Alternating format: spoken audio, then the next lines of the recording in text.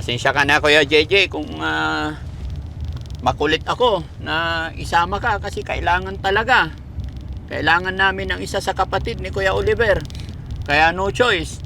Ayaw naman sumama ni Nanay Ansing.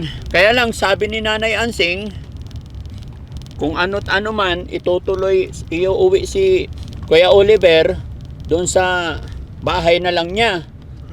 Pero sabi niya, pag iuwi doon, kailangan pagawaan daw yung bahay doon para maganda yung tutuloyan ni Kuya Oliver. Anong masasabi mo doon?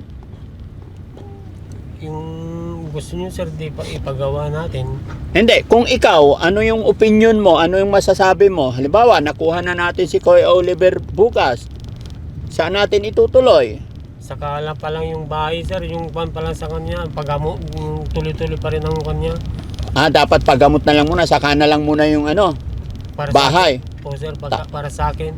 Para sa'yo? Sige, ano yung gusto mo? Ano yung para sa'yo? Sige, pwede ko pa marinig? Yung para sa akin, yung tuloy-tuloy pa lang ang paggamot para gumaling. Madaling gumaling. Oo. Kasi yung bahay, pagka may tutulugan, ayos na, palang. Hindi lang wala, di. Pag ano na lang yung mayroon. So, ano sasabihin natin kay Nanay Ansing? Si Nanay Ansing gusto niya pagawa yung bahay doon. Pagawa yung kusina. Pagawa yung CR. Tapos yung kwarto nila sa likod. Ano masasabi mo doon? Saka na lang, kung ako, saka na lang pa lang yun sir. Basta importante yung paggaling niya.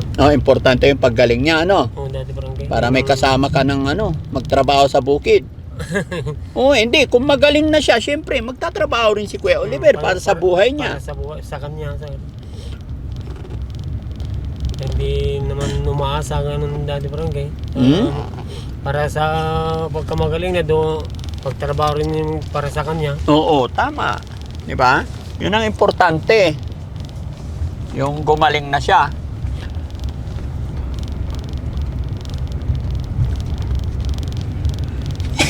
Kaya Oliver, Kuya JJ, ano naman ang mensahe mo sa mga kapatid mo pa? Siyempre, ito, mula noon, 4 na buwan sa pagamutan, pabalik-balik kami. Tapos ngayon, kasama ka naghatid noon, kasama ka na naman pupunta ngayon. Naman maasahan yung mga kapatid ko yata dati barangay. Bakit? Sabi pa nila, may busy sila. Ha? Busy sila. Buti pa si Kuya JJ, kahit na busy, napagbibigay pa rin ng oras para sa kapatid. Basta kayo dati barangay. Mm-mm. Anytime na magkakasama tayo. Oo, so gusto mong makasama ako. Oo, dati barangay. Ako na lang ligawan mo. Wag na. Yun lang. Sabi mo Sabi mo basta ako sasama ka. Paano kung wala si Daddy Frankie? Hindi ka na sasama sa kanila. Bakit gusto mong makasama kay Daddy Frankie? Kuya JJ? Para makalapit kay Ate Pili. Ay, ganon. Oo, Yun Daddy naman Frankie. pala Ang galing naman. Magaling ka talaga Kuya JJ. Basta ano lang Kuya JJ. Gawin lang natin ng tama. Bigay lang natin yung tama para kay Kuya Oliver. Papasaan yung mga pagsisikap natin, pagtsatsaga. Hanggat nandyan kayo nakasuporta, andyan din ako sa likuran nyo. Okay. Oo, maraming salamat. Daddy Frankie. Ano na masasabi mo kay Ate Ansing? Si Ate Ansing maraming hiling. Kanina bago kami umalis, pinaalala pa rin niya sa akin yung pampagawa ng kwarto daw. Yun ang inihirit-hirit niya pa kaya dati barangay. Ha? Yun naman ang inuuna niya. Dapat ang unahin yung paggaling kay Oliver. Oo. Hindi yung kung ano-ano pa naman ng papagawa. Saka na lang nga yung papagawang bahay at saka yung kwarto niya. Tsaka na yung bahay, tsaka yung kwarto. Kasi Kuya JJ, pag pinagawa yung bahay na yun, ay malaking gastusin. Oo, dati barangay. Kulang yung 120,000. Labor lang sa mga tao yung dati barangay. Labor pa lang. Wala pong materialis ha. Ay, materialis pa. Sabi niya kasi 31 na yung listahan pinigay niya sa akin. 31 na yero. siguro dati pero hindi ko naman pinapakilaman kayo kahit kapatid ko yun. Hindi mo na pinapakialaman.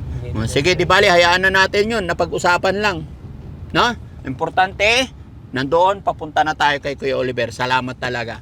So yun, mga kababayan, mga kabarangay, maraming salamat at napapayag natin si Kuya JJ. Ito na naman tayo. Medyo masayang kwentuhan talaga pagdating kay Kuya JJ. No? Pero pagdating kay Ate Ansing, medyo okay din. Kayo na pong bahala, no? So samahan nyo kami hanggang sa ano't ipag-pray na maging maayos ang biyahe namin. Kuya driver, ingat ka. Yes po. Okay, dahan-dahan lang ha. Makakarating tayo ng maayos sa tamang takbong pogi lang. Yes po. Okay? Sa mga cameraman natin, ingatan nyo yung mga gadget natin para hindi tayo bili ng bili ha. Mauntog-untog, masira. Okay? Sige, salamat mga kababayan. Abangan nyo yung pagdating namin sa Maynila, yung pagpunta namin, yung pagdating natin sa bahay pagamutan. Kumusta na nga kaya si Kuya Oliver? No? Ako excited na rin ako mga kababayan. Hey, God bless po!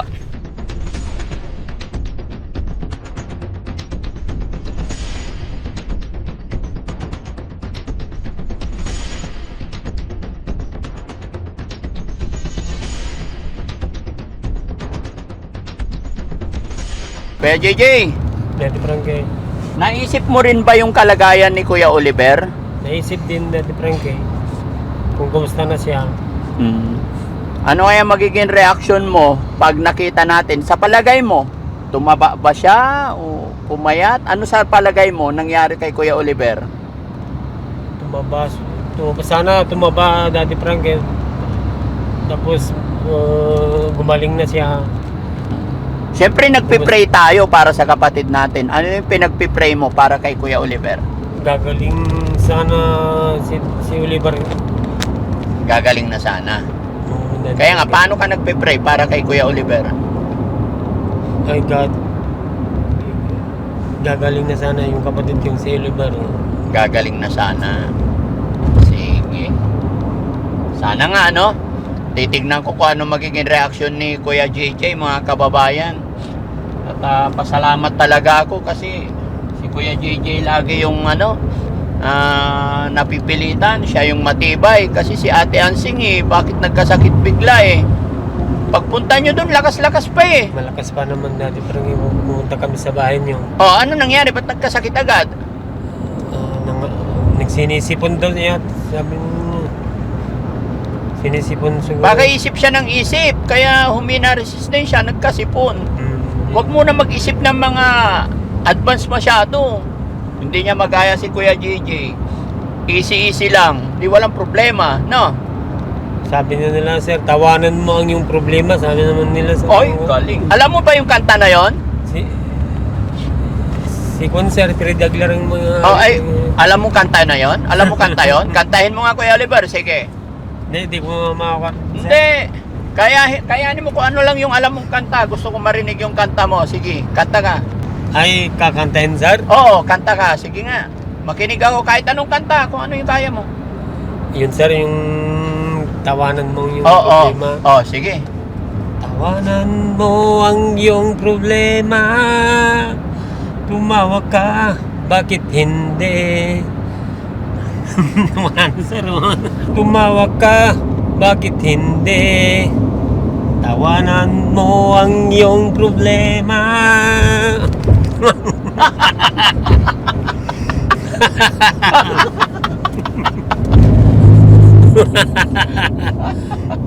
Bakit hindi? Tumawa ka. Tumawa ka, bakit hindi? Kaya't tawanan mo ang iyong problema. Tumawa ka, bakit hindi?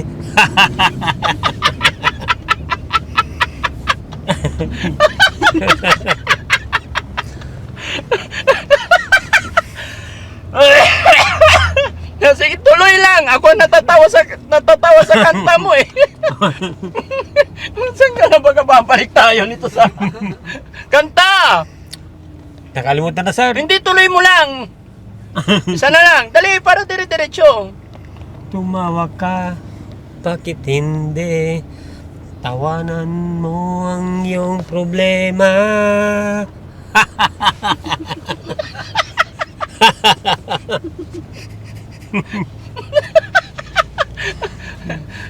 Masaya. Masaya na, sir. Kaya tawa lang. Tawa lang, sir. Tawanan lang. Kaya ikaw walang problema. Meron naman, sir. Pero Tinatawanan mo lang. yun lang. Oo. Okay, sige. Natatawa ako kay Kuya JJ. Tatulog muna ako.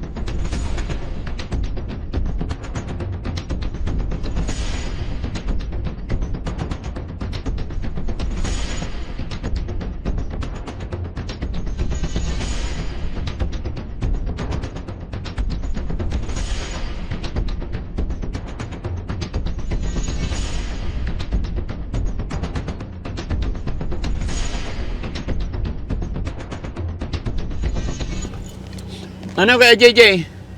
Nagutom ka na? Kanina pa tayo nasa biyahe. So mag-lunch muna tayo. Muna tayo, Daddy Barangay. Ha? Maglalunch ba tayo? Ayaw mo ba? Gusto naman. Gusto. Anong gusto mo? Magla-lunch tayo? Hindi, ikaw tatanungin ko, gusto mo mag-lunch? Gusto, Daddy Barangay. Gusto mo. Hindi ka pa nag-almusal? Nagkalmusal din, Daddy Barangay. Pero yung lunch wala pa. Ano ulam mo na almusal? Nilagang talong, Daddy Barangay. Saan mo sinubsob yung talong? Sa bagong Bagoong, masarap yun. Madalas talong. minsan Nakita ko yung anak mo doon, nadatnan namin, kumakain siya eh. Kumakain kanina, Daddy Barangay, pagka dumating kayo. Talagang dalawa lang kayo doon sa bahay lagi. Dalawa lang kami. Minsan mag-isa lang ako, Daddy Barangay, sa bahay. Madalas mag-isa ka lang. Kaya kailangan mo na mag-asawa kasi ilang taon ka na pala? 51 na. 51? Okay pa, malakas pa yan. Kaya malungkot mag-isa, no? Mahirap mahirap tumanda na walang kapartner sa buhay. Kaya tama yun. No? Talaga. Mas, tara, kain muna tayo mga kababayan, mga kabarangay. Hindi pa po kami nagla-lunch pero alas 2 na. Kaya daan muna tayo saglit. Kain lang muna. Samahan niyo po kami mga kababayan at sabayan niyo kami, kain tayo. Tara, let's go guys.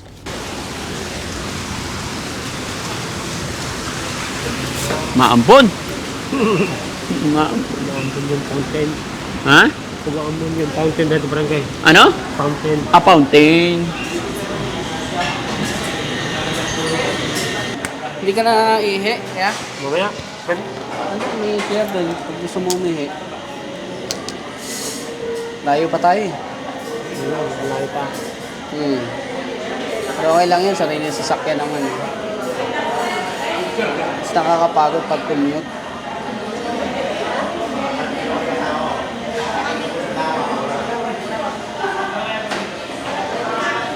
Wala kang request na gusto kainin?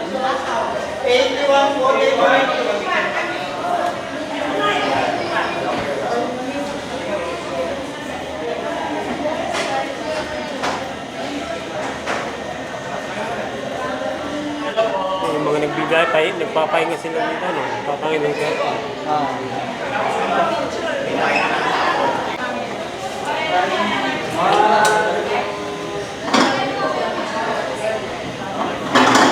Thank you po. Ay, salamat din.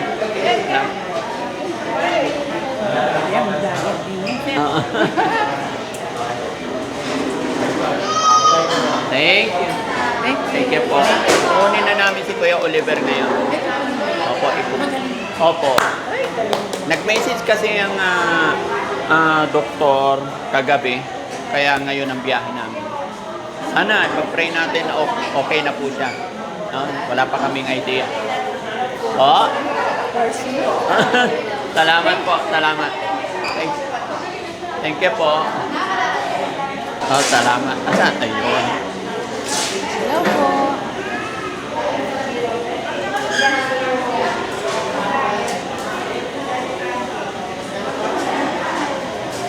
Thank you po. Taga saan po kayo? Pilar, Bataan. Ingat po sa biyahe. God bless po.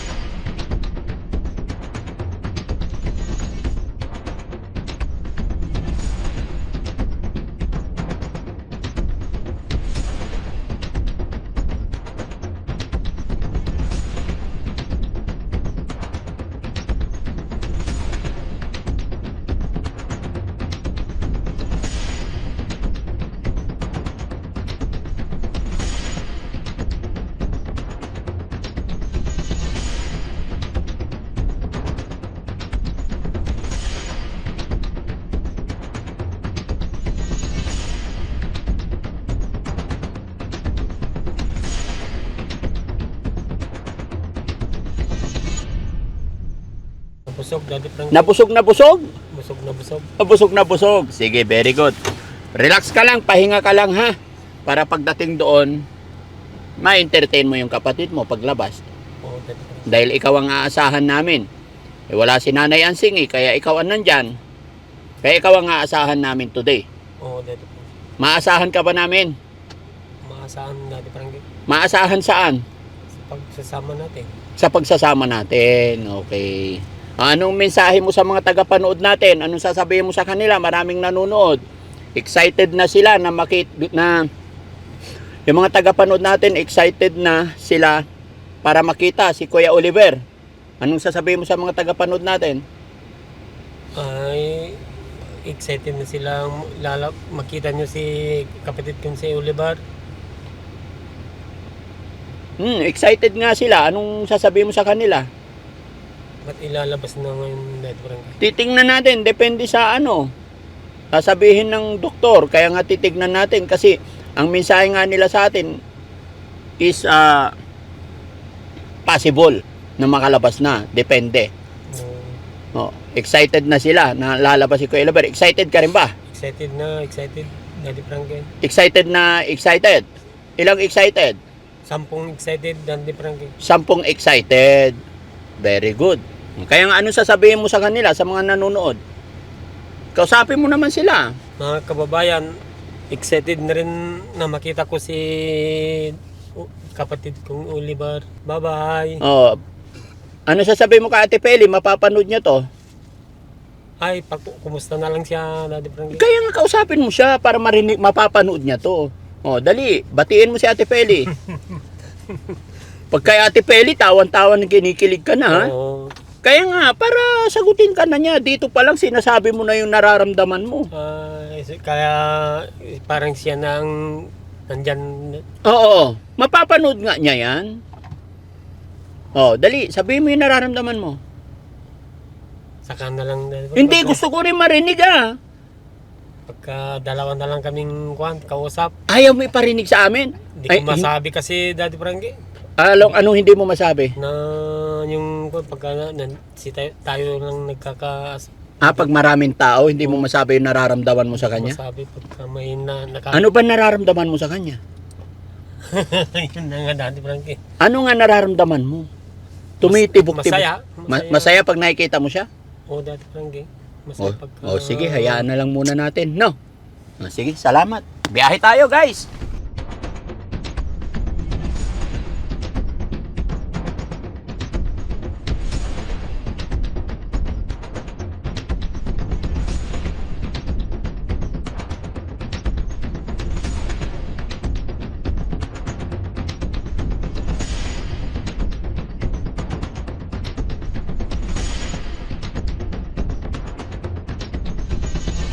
Inso? Yung nag-alaga ng Daddy Frankie, Oh. nag-alaga ng baka, saka baboy, Oh. yung masinso. Oh. Nag-alaga ng bibe, doon siya naubos. Ay bakit? Pwede namang pangitlugin yung baby?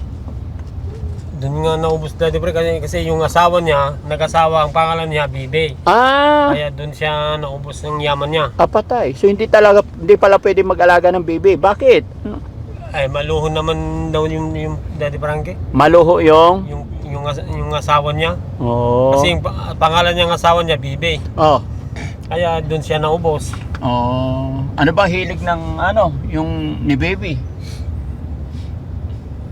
Maraming sigurong paganda ang ginagamit niya siguro, Daddy Frankie. Ano mga paganda yon? Hindi ko masabi, Daddy Frankie. Sabi mo mahilig sa Sa pagpaganda siguro, Daddy. pagpaganda. Sabi mo hilig sa mga manok na native. Yun ang gustong-gusto niya. Anong gustong-gusto niya? Yung mga native. Native. Gaya ng? Gaya ng native na baboy. Native na manok. Yun ang gustong-gusto niya. Gustong-gusto niya. Binigyan nila ng native na tao. Ayaw niya. Bakit ayaw niya? Ita naman kasi yun daw, Daddy Frankie.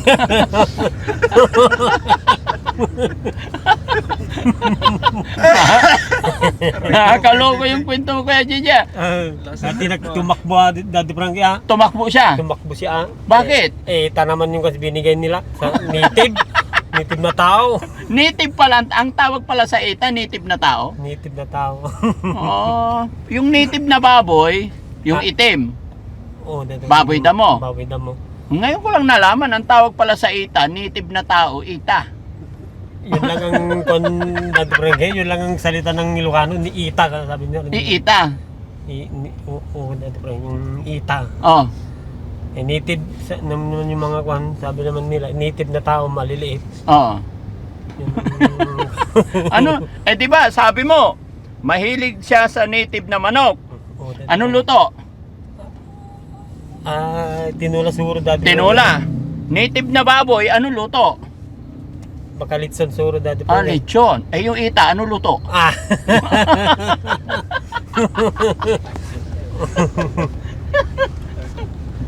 Ibang klase yung kwento mo kaya, JJ ah.